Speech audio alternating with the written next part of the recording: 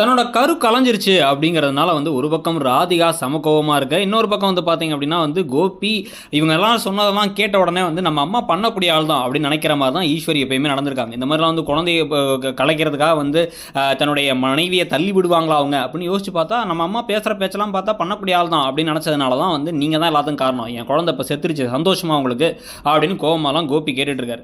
இதில் இந்த கொந்தளிப்பில் அவர் திட்டினதெல்லாம் வந்து தாங்கிக்க முடியல ஈஸ்வரியால். ஏன்னா ஈஸ்வரி ஊரில் இருக்க எல்லாத்தையும் கேவலமாக பேசினாலும் தாம் புள்ள தன்னை வந்து இப்படி பேசினது மட்டும் அவங்களுக்கு அப்படியே ரொம்ப வலிக்க ஆரம்பிச்சிருச்சு.